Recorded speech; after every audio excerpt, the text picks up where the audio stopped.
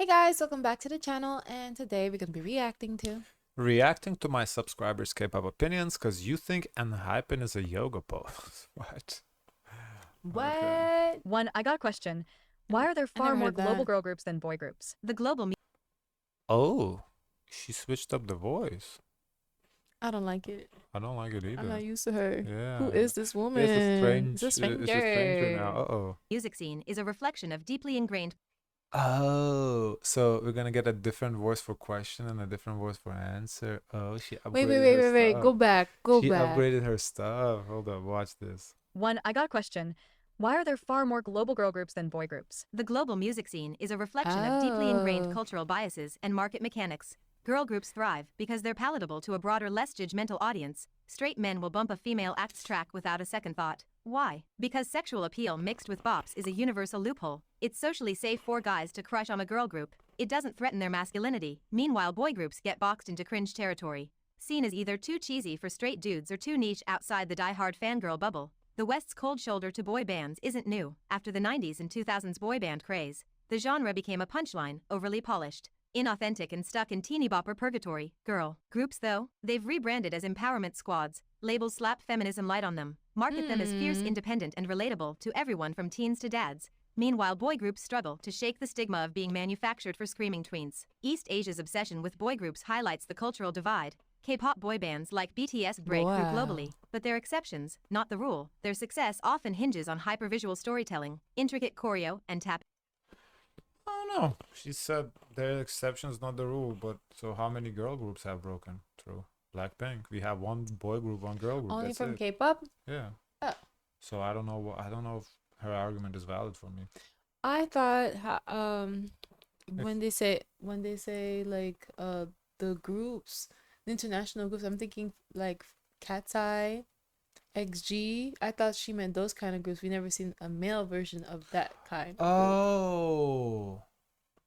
Okay, you have a point. Maybe that's what we're talking about. Why we don't have like a male. Yeah. Oh, okay. Never mind. Yeah, I think you're right. Okay. Into themes beyond romance, things Western acts rarely prioritize. But even BTS battles stereotypes, with fans constantly defending their artistry against boy band dismissals. At its core, this imbalance is about risk-averse capitalism. Labels know girl groups can straddle multiple demographics: casual listeners, horny teens, woke playlists, while boy groups are seen as a gamble. Why pour resources into an act half the population might avoid out of insecurity? Until toxic masculinity chills and the industry stops treating male groups like preteen novelties, girl groups will keep ruling the charts. 2. Why do companies dump girl groups faster than boy groups? They'll pour cash and effort into their male acts, but shelve the girls after one hiccup. Why? Well, companies ditch girl groups faster because boy groups print money through sheer fanaticism. Not just music, girl groups might dominate TikTok or snag a viral hit, but boy group stans treat albums like religious artifacts, buying 10 copies, selling out stadiums and funding their fave's next Lamborghini. Companies aren't biased, they're addicted to the cash flow. Look at aespa and 17, they both dominated last year, but who made more money? 17. Then we have ageism and sexism. Yeah, 17 album sales was. We were very surprised to see how well they sell. Yeah, they Yeah. outsell BTS in terms of album sales last year, which is crazy. Are we not gonna talk about what happened to BTS over the weekend? What happened to BTS over the weekend? Yeah, from Spotify. Oh, the streams were moved. I don't know if she talks about it. Girl groups get 5 to 7 years to more from teen crush to mature concept before companies declare them expired at 25. Meanwhile, boy groups like Super Junior or Shiny can hit their 30s doing military enlistment comebacks and still get hailed as legends. Companies assume women age out of relevance. Men age into veteran status. It's not subtle. And don't forget touring revenue. Boy groups tour like it's an Olympic sport. 17 and Stray Kids sell out Tokyo Dome in minutes. Girl groups, even top-tier ones, often get stuck with shorter tours or festival slots. Live shows equals big bucks, and companies would rather invest in acts that guarantee those returns. Finally, risk aversion. When a girl group flops, companies panic and pull funding. When a boy group flops, they're given endless comebacks to rebuild the fandom. Why? Boy groups have higher long-term return on investment potential. Female fans are conditioned to be loyal. General public support for girl groups is fickle. Companies aren't evil, they're capitalists. They'll milk the cow that moans loudest, and boy group stans scream into the void with their wallets open. 3. Why are mixed gender groups almost non-existent in the industry? Other than Card, I haven't heard That's the group Card. Remember when we talked about co-ed groups? I forgot the name. This is the group I had in mind. of any others. Are they really They're that still hard to market? active? Mixed gender groups are like unicorns in a zoo full of lions and tigers. Fascinating but perpetually stuck in survival mode. The industry's allergic to them, not just because of dating rumors. The real issue is capitalism cosplaying as convenience. K-pop's entire business model thrives on hyper-specific branding. Gendered groups let companies split the market into neat bite-sized demographics. Push Because pastel to girl group. me, what's would be odd is okay, you have both voices. So what's the point having a collab like with another artist if you have both voices already here? Cross Male. promotion. Yeah, but then what role would that additional voice would play? Because to me, it's just like another sound, like too much people on a I track. mean, but Like, look, all 4 people. So it's like how much more? What other voice you could add in what space? yeah, but K-pop doesn't really do collabs anywhere. Like we rarely see collabs because there's just too many people in the group. Collabs is not in K-pop. It's not like it's in the West. So why don't we see this more often? Well, what she's saying is you can't really sell the fantasy as, like, for example, if you have all the boy groups, like not all the boy groups, but the group is all boys, you can sell the fantasy to the girls that, oh, you can be with one of the boys. If it's a co-ed, you're not really gonna sell that fantasy because they're gonna feel like, oh, they're dating because they're dancing together, whatever. You can't sell the fantasy. Well, but me personally, I would love to see more co-ed groups. I think it would be very cool because I feel like that there's a gap. So interesting. But I hear what she's saying. I don't disagree per se. Merge to one crowd. Dark boy group gear to the other and cash in on both. You can't. The only way I could see a group like that thriving is if they keep making TikTok hits after hits after hits to the point where they become global.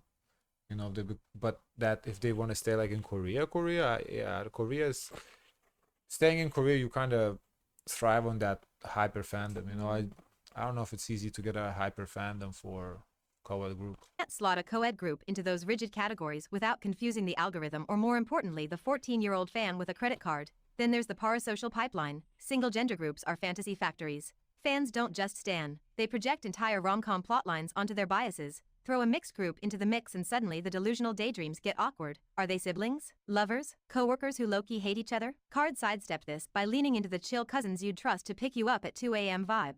But that's a tightrope walk. Most companies would rather sell the lie of possibility of your bias becoming your boyfriend than risk ambiguity. Logistics are the cherry on top. Dressing rooms, choreography, even choreographed chemistry. Everything's harder when you're mixing genders. Music shows treat co-ed groups like they're asking for a backstage volcano sacrifice. K-pop's infrastructure is built for segregation, not integration. Card survival is a middle finger to the system. But let's not pretend it's a fair fight. They carved a niche in markets where K-pop's gender rules aren't gospel. Shout out to South America. And even then, they're still the exception, not the rule. The industry would rather clone 100 carbon copy boy groups than fix the plumbing to accommodate co-ed acts. It's not about talent or stage presence. It's about the machine preferring easy sells over evolution. Huh. For But I concert don't think there would be much of a competition for you though. Like, who do they compare you to?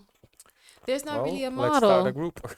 There's not really a model for No, that. it just seems like nobody wants to risk the money and invest into it. I think that's what Yeah. it comes down to. Especially if you know what works. Yeah, exactly. You know what works, to just keep doing it over Yeah. and over again. I personally would love to see more co-ed groups, I don't know why. but you know, I don't know. it's not To there. me, it's never been an interest. Like, I didn't even think about it until it was brought up. What do you mean it was never an interest? To see like a co-ed group. What's the point? I don't get it. What do you mean Black Eyed Peas was co-ed group? To me, that was like more like a that's different. How? That was a band. How? A band versus How is a that a band dance that all group? 4 sang?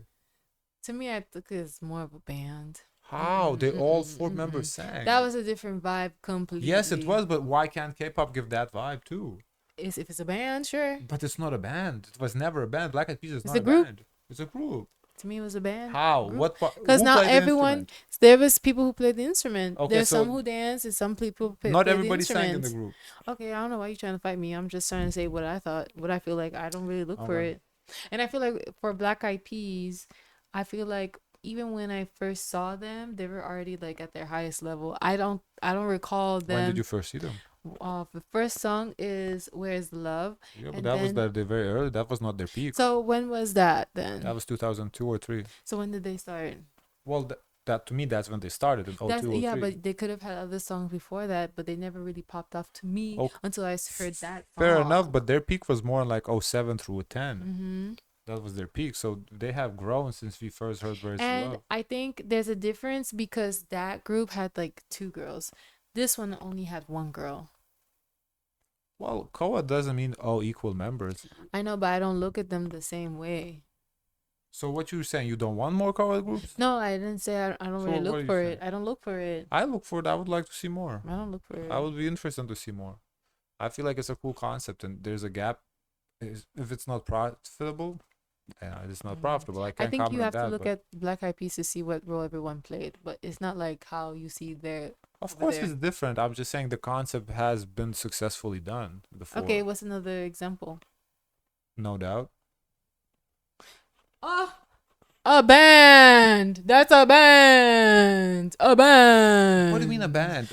Pick where everyone is singing, dancing, and in the forefront, everyone is Everyone equal. is dancing. Everyone is equal. In the West, dancing is Everyone not a is thing equal. like that. Everyone They don't is dance like equal. K-pop Make everyone bands. equal. Give me another example. What else you got?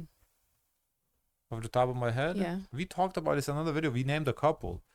Evanescence was a co-ed. A band. Okay, moving on. Since we're naming bands, moving on. Pricing is getting absurd. I wanted to see day 6 in Australia, but the cheapest tickets cost over $183. That's robbery. From a business perspective, there's nothing inherently wrong with it since demand remains sky high. Fans scream exploitation between breathless unboxing videos. How is that robbery if people are paying for it? I don't see how that's robbery. But let's not pretend this isn't economics working exactly as intended. Supply, artificially scarce. Demand? Nightwish. A band. How? There's a band. There's a lead male singer and everyone's lead female assigned singer. A band. No, it's Moving not. on. There's a lead Next. male singer and lead female We on singer. next. Press play. No, we're not on Get me next. on next. Let me get the button so we could play next. No, Nightwish. Next. No, the it's a baby. band. Rabid enough to make Ticketmaster blush. A The band. result? A pricing not a strategy band. that's A less band. music There's a lead industry and vocalist, more male and luxury yacht female. auction It's a for band. teens. Stands aren't just consumers, they're voluntary ATMs. Dropping $30 on an album with 17 photo cards and a poster the size of a napkin? That's not a purchase. It's a ritual. Companies didn't discover this market, they weaponized it. Why charge reasonable prices when fans could pay up to thousands of dollars? Tickets priced like a kidney on the black market. Sold out in 10 seconds. Is it Ugh. cynical? Absolutely. But in a world where capitalism rewards whoever best monetizes obsession, K-pop's not breaking the system, it's perfecting it. 5. Quit making excuses Yeah, for and I 2 think they NE1 Park refine a lot of the practices so that this continue on and exploit people. Who is it exploiting? Well, it's okay. Listen, just because they're doing it doesn't mean it's right. $183 for a concert is not even that expensive. In maybe Australia. here for Australia, Australia's a rich, expensive country. Australia. To me, that's That's not what they said. They said I heard 1,000. no over $183. I heard something about 1,000. No, she said they can charge thousands of dollars. She was exaggerating. Okay, so what was the issue? The person saying the cheapest tickets is over $183. Over $180 for the cheapest tickets? Yeah, to me that's not that expensive in Australia. I don't know if that's clear enough to understand the pricing. I don't know. I don't have enough information. K-pop's not breaking the system, it's perfecting it. They could have 5. said what Quit was the making most excuses for expensive 2 ticket. NE1 Park Bom's mediocre and lazy stage presence. A Hyun and Jenny get dragged while everyone is making excuses for Park Bom.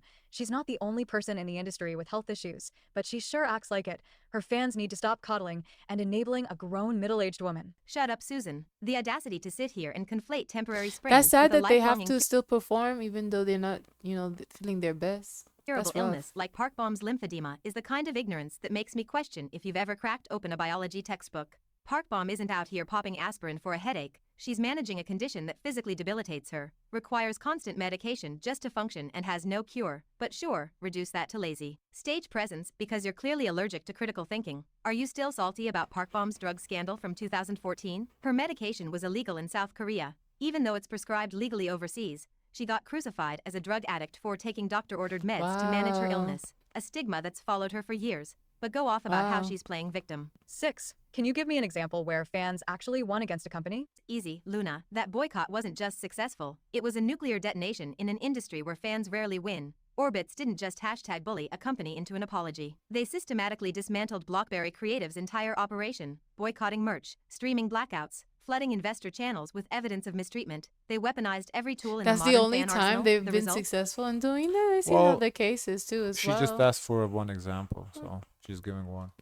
A planned comeback got cancelled. The company bled out financially and Luna disbanded. Yeah, the girls got scattered to smaller agencies, but let's not pretend this was a loss. Was it messy? Absolutely. Sacrificing the group to get the abuser is a brutal trade. But that's what Mm. makes it unprecedented. Most boycotts fizzle because fans prioritize saving the group over holding companies accountable. Orbits flipped the script. They treated And I Blockberry think like they also feel like they also have to keep all the girls together. I think maybe when you see such abuses, maybe you do what's best, and if it's to separate, it's to separate.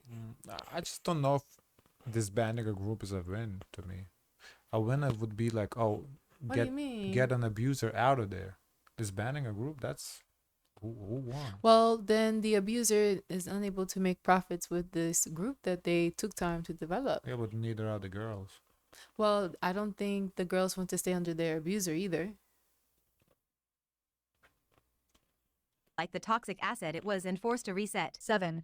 XG's marketing team is overrated. The comebacks are high budget, but why they're so quiet half the time? They're blowing it by not shoving this group down everyone's throats 24/7. Yes, that was the point we were making when we said we haven't seen XG in a minute. That they come back and then we don't see them. Like, just be in our face, do something. I don't know. You'd think with their budget they'd be everywhere, but nope. I disagree. Demanding that XG's team carpet bomb the globe with non-stop promo isn't a strategy, it's a death wish. You want them to shove the group down throats 24/7? Congrats. Yes. You've just described how to turn a rising act into oversaturated background noise. Pop culture isn't built on But I feel miracles. like they're It's built on disappearing. capital Yeah, we need to see more of them. I feel for like sure.